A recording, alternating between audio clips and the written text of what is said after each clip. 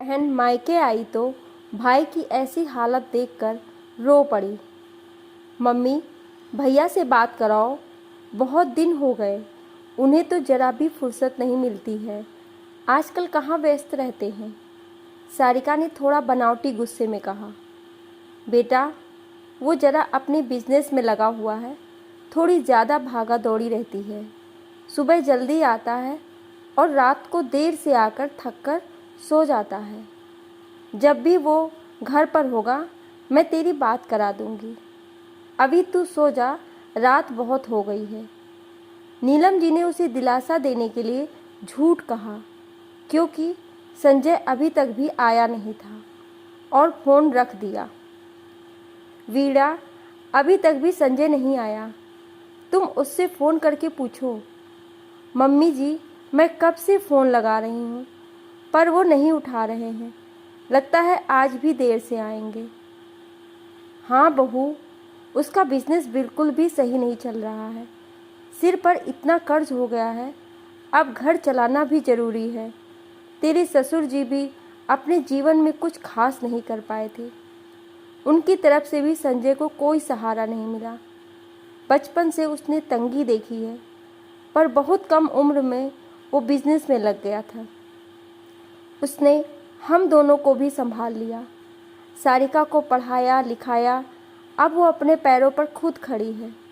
उसकी शादी भी की, पर पिछले 2 सालों से उसका बिजनेस बिल्कुल भी सही नहीं चल रहा है। तभी उन्होंने घड़ी की ओर देखा। रात के 11 बज रहे थे, पर संजय अभी घर नहीं आया था। दरवाजे की खटपट सुनी। उन्होंने दरवाज़ा खोला। हताश निराश सा संजय, दाढ़ी बढ़ी हुई थी और कपड़े अस्त व्यस्त हो रहे थे। बेटे की ऐसी हालत देखकर नीलम जी का मन भर आया। उन्होंने वीणा से उसके लिए खाना लगाने को कहा। बेटा, इतनी रात हो गई है, फैक्ट्री में अकेले क्या कर रहा था? बेकार ही खुद को तकलीफ दे रहा था। घर आ जाता तो हमें भी चिंता नहीं होती। मम्मी, सोचा कुछ जोड़ तोड़ से डूबा हुआ बिजनेस पटरी पर आ जाए। कई लोगों को फ़ोन लगाया, उनसे मिन्नतें की वो मुझे कुछ पैसा उधार दे दें, पर लोग कह रहे हैं जब तुम्हारी कमाई नहीं है तो ब्याज कैसे दोगे? बिना ब्याज के कोई एक पैसा देने को भी तैयार नहीं। दोस्तों ने मना कर दिया। वो दोस्त जो मेरे सुख के दिनों में घंटों मेरे ऑफिस में बैठा करते थे, आज वो ही मुझसे मुंह फेरने लगे हैं। बेटा, ईश्वर सब ठीक करेगा। हमें कहीं ना कहीं से तो मदद मिल जाएगी। और हाँ, तेरी बहन से कल बात कर लेना। कह रही थी भैया बात ही नहीं करते हैं। संजय ने हामी में गर्दन हिला दी। अगली सुबह उसने सारिका को फ़ोन लगाया। अच्छा, तो भैया को मेरी याद आ गई, सारिका चहकते हुए बोली। कितने दिनों से अपनी बात नहीं हुई है। नहीं बहन, याद तो रोज़ आती है, बस अभी समय नहीं निकाल पा रहा हूँ, थोड़ा व्यस्त चल रहा हूँ। अच्छा, ये सब छोड़ो, राखी आ रही है तो इस बार मैं राखी पर घर आ रही हूँ। मेरे स्वागत की तैयारी कर लेना। ये सुनते ही संजय परेशान हो गया। वो अपनी बहन को कुछ बताना नहीं चाहता था, पर सारिका आएगी तो सब जान जाएगी। मम्मी, सारिका राखी पर आने को कह रही है, पर मैं नहीं चाहता कि वो राखी पर आए और घर के हालात के बारे में जाने। आप उससे कहना कि वो राखी कोरियर कर देगी। नीलम जी संकट में पड़ जाती हैं। बेटा मना कर रहा है और बेटी आना चाह रही थी। दरअसल वो भी चाहती थी कि सारिका घर आए और उसके कंधे पर सर रखकर अपना मन हल्का कर ले। नीलम जी बेटी को फ़ोन करती हैं। सारिका, तू राखी भिजवा देना। संजय व्यस्त रहता है तो वो तुझसे राखी नहीं बंधवा पाएगा। सारिका फ़ोन रख देती है, पर कुछ परेशान हो जाती है। आखिर भैया मना क्यों कर रहे हैं? मोहित, मैं राखी पर ज़रूर जाऊंगी। बच्चों की भी छुट्टी है, बाद में मुझे मौका नहीं मिलेगा और मुझे भी ऑफिस से छुट्टी मिल जाएगी। शनिवार रविवार भी है, तो 3-4 दिन रहकर आ जाऊंगी। सारिका ने अपने पति से कहा। अरे, जब मम्मी जी मना कर रही हैं तो तुम कैसे बिना मान सम्मान के चली जाओगी? मायके तो बुलाने पर ही जाते हैं। हाँ, वो बात तो है, पर इस बार मुझे अजीब सा लग रहा है। संजय भैया को मुझसे राखी बंधवाने का भी समय नहीं मिलेगा। ये बात गले नहीं उतर रही है। जरूर कुछ बात है। सभी मिलकर मुझसे छुपा रहे हैं। मोहित, तुम बच्चों का ध्यान रखना। मैं आज रात ही मम्मी के घर चली जाऊंगी। लेकिन टिकट तो बने नहीं है। जाने में परेशानी होगी। मोहित ने रोकना चाहा। कुछ परेशानी नहीं होगी, मैं चली जाऊंगी। मुझे लगता है भैया कुछ परेशान में हैं। रात को ही सारिका मायके के लिए चल दी। ट्रेन का 7 घंटे का सफ़र आज बहुत भारी लग रहा था। पहले जाती थी तो एक अलग उमंग और उत्साह रहता था, पर आज मन भारी हो रहा था। मन में अनगिनत सवाल उठ रहे थे। सारिका मायके पहुंची तो देखा भैया की पसंदीदा कार धूल में सनी पड़ी है। वो अपनी कार पर जरा सी मिट्टी भी बर्दाश्त नहीं करते थे, और आज वही कार ऐसे लग रही है जैसे महीनों से अपनी जगह से हिली नहीं है। बाहर का बगीचा भी सूखा पड़ा है। यूं लग रहा था महीनों से माली आया नहीं है, वरना संजय भैया को तो हरा भरा बगीचा बहुत पसंद है। उसने जैसे ही घंटी बजाई तो देखा अंदर से संजय भैया आ रहे हैं।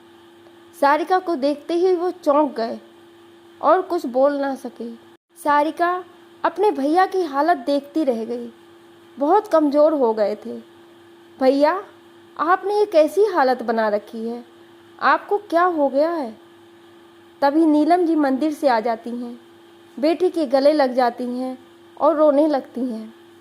सारिका कुछ समझ नहीं पाती है।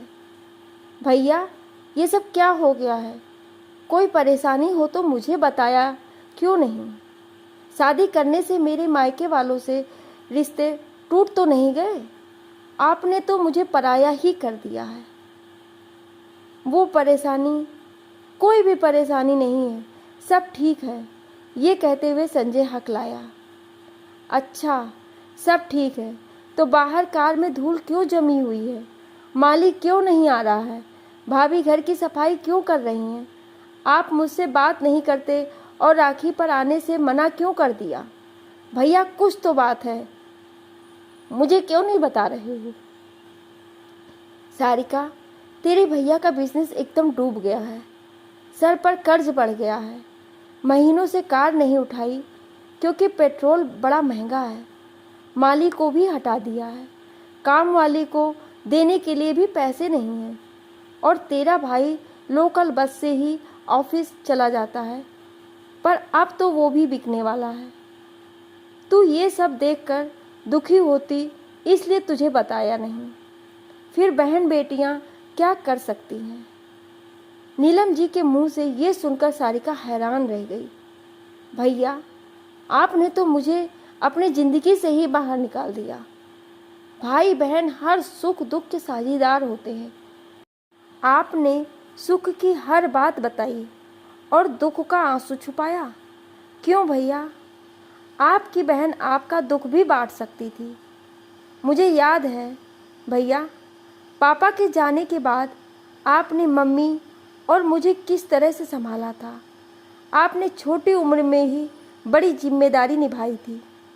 मुझे हर त्यौहार पर नए कपड़े दिलाते थे और खुद वही पुराने कपड़े पहनते थे। मेरे स्कूल की फीस भरने के लिए आपने अपनी पढ़ाई तक छोड़ दी थी, क्योंकि आप एक ही जने की फीस भर सकते थे। आपने बड़े भाई के साथ पिता का भी हर फर्ज निभाया था। आपने मेरी खुशियों के लिए बहुत कुछ किया है। जब मैं कॉलेज में आई तो आपने मुझे मेरे मनपसंद कॉलेज में एडमिशन दिलवाया। मैंने पढ़ाई पूरी की और आपकी वजह से ही मैं आज अपने पैरों पर खड़ी हूँ। इतना अच्छा कमा रही हूँ। एक बार तो बता देते, क्या हमारा रिश्ता इतना कमज़ोर है? क्या आपको अपनी बहन पर भरोसा नहीं था? सारिका ने रूंधते गले से बोला। आपने मोहित से मेरी शादी करवाई वो अलग जाति का था, पर मेरी खुशी के लिए समाज की परवाह नहीं की। मेरी शादी में हर खर्चा किया। आपने कहीं भी कोई कमी नहीं रखी। मोहित के मम्मी पापा हमारी शादी से खुश नहीं थे, तो उन्होंने हमें घर में आने नहीं दिया। तब आप ही थे जिन्होंने अलग गृहस्थी बसाने में मेरी पूरी मदद की। आपने मेरी ज़िंदगी बना दी और खुद बिजनेस में अकेले लगे रहे। और आज जब आपको मदद की ज़रूरत है तो आपने मुझे नहीं बताया। संजय ने तुरंत पानी पिलाया। सारिका, ऐसी बात नहीं है।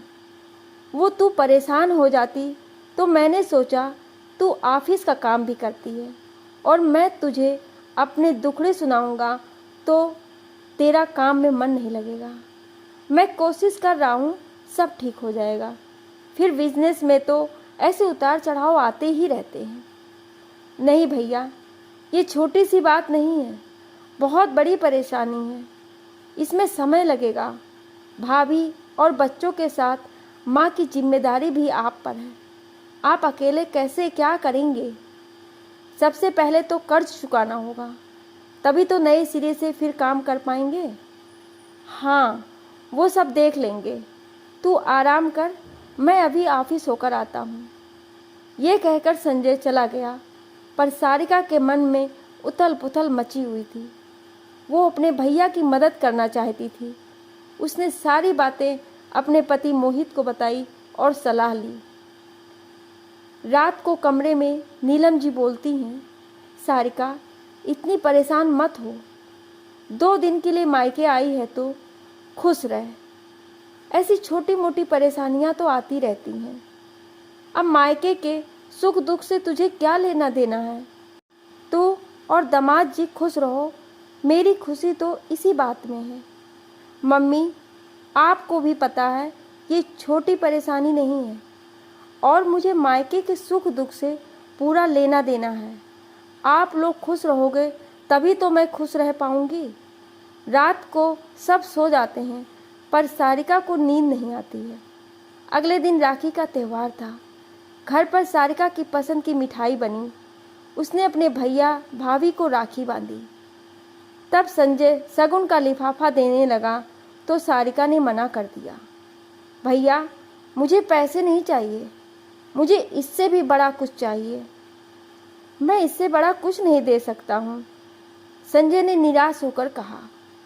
भैया, मुझे आपके सारे दुख चाहिए ताकि मैं उन्हें कम कर सकूं, उन्हें दूर कर सकूं। ये तू क्या कह रही है? मेरे दुख लेकर तू क्या करेगी? ईश्वर तुझे ऐसे ही हमेशा खुश और सुखी रखे। हाँ भैया, जैसा आप मेरे लिए सोचते हो वैसा ही मैं आपके लिए सोचती हूँ कि ईश्वर आपको हमेशा सुखी और खुश रखे। मुझे एक बात बताइए, अगर यही सब मोहित के साथ होता तो आप क्या करते? आप हमें हमारे हाल पर तो नहीं छोड़ देते। वैसे ही मैं आपको अपने हाल पर नहीं छोड़ सकती हूँ। भैया, हमने बचपन साथ बिताया है। हर चीज़ हमने हमेशा शेयर की है। हर लम्हे और दिन की खूबसूरत यादें हैं। भैया, जब मुझे चोट लगती थी तो आपको भी दर्द होता था, और जब आप बिजनेस के लिए भागते थे, अपनी परवाह नहीं करते थे, तो मुझे आपकी चिंता होती थी। अभी भी वैसा ही है, कुछ नहीं बदला। शादी होने से आपके प्रति मेरी भावनाएं नहीं बदली हैं। मैं आज भी वही सारिका हूँ। ससुराल के रंग में रंग गई हूँ, पर मायके का रंग आज भी गहरा चढ़ा हुआ है। हर रक्षाबंधन पर आपको राखी बांधकर मैं आपसे अपनी रक्षा का वचन लेती हूँ, और आपने अपना हर तरह का फर्ज निभाया है, तो आज मैं आपको रक्षाबंधन पर राखी बांधकर रक्षा का वचन देती हूँ। मेरे होते हुए मेरे भाई को कोई तकलीफ नहीं होगी। फिर सारिका पर्स में से चेक निकालती है। भैया, मैंने इस पर साइन कर दिए हैं। आपको जितना पैसा चाहिए वो ले लीजिए और सबके कर्ज चुकाकर नए सिरे से बिजनेस की शुरुआत कीजिए। सारिका, तू कैसी बातें कर रही है? भला एक भाई रक्षाबंधन पर बहन से पैसे लेगा क्या? लोग रिश्तेदार क्या कहेंगे? मोहित जी क्या सोचेंगे? कोई कुछ नहीं सोचेगा। भैया, ये मेरी कमाई है। आपने ही मुझे अपने पैरों पर खड़ा किया था। मुझे पढ़ाने के लिए आपने दिन रात पसीना बहाया था। लोगों और रिश्तेदारों ने तो एक बार भी हाल नहीं पूछा, फिर हम उनकी परवाह क्यों करें? नीलम जी बोलती हैं, बेटी को तो देते हैं, भला बेटी से कैसे ले सकते हैं? हम सब पर पाप चढ़ेगा। तभी सारिका की भाभी बीड़ा बोलती हैं, संजय पैसा ले लीजिए। सारिका दीदी अपनी है, तभी तो मदद कर रही हैं। आपका डूबा हुआ बिजनेस फिर से खड़ा हो जाएगा, तब आप इनके पैसे चुका देना। और ये बात बाहर वालों को कोई नहीं बताएगा। ये फैमिली सीक्रेट है जो हम चारों के बीच रहेगा। इससे आपको भी अपमानित नहीं होना पड़ेगा और दीदी का भी मन रह जाएगा। वो आपसे सचमुच बहुत प्यार करती हैं। ऐसी बहन तो किस्मत वालों को मिलती हैं। आप अपनी बहन के प्यार, मनोहार और वचन का मान रखें। अपनी पत्नी की समझदारी भरी बातें सुनकर संजय को समझ आता है और सारिका को दिए हुए चेक पर रुपए भरकर ले लेता है। सारिका अपने भैया की आरती उतारती है। भैया, आप दिन रात चौगुनी तरक्की करें, आपके सारे दुख दूर हो जाएं। एक बहन की इतनी ही प्रार्थना है। अगले दिन संजय अपनी कार पर जमी धूल साफ करता है और अच्छे से ऑफिस जाता है। वहाँ तसल्ली से कागजात संभालता है, लेन देन का हिसाब करता है। 7 दिनों में वो सब चुका देता है और अपना बिजनेस फिर से शुरू करता है। पहले ही दिन उसे ऑर्डर मिल जाता है। कुछ ही महीनों में वो तरक्की कर लेता है और सारिका के रुपए भी वापस कर देता है। आज फिर साल भर बाद रक्षाबंधन है। आज सारिका अपने परिवार सहित मायके आती है। दोनों बहन भाई आज महीनों बाद साथ बैठकर फिर से अपने सुख दुख करते हैं। नीलम जी का घर हंसी ठहाके से गूंज उठता है। फ्रेंड्स, भाई बहन बचपन से एक दूसरे को जानते हैं, प्यार के रिश्ते से बंधे रहते हैं। भाई बहन की रक्षा तो हमेशा करता है, पर कभी कभी बहन भी भाई की रक्षा कर सकती है। रिश्ते तो दोनों ओर से निभते हैं। आपको ये कहानी कैसी लगी, आप हमें कमेंट करके ज़रूर बताएं और सब्सक्राइब ज़रूर करें। Thank you.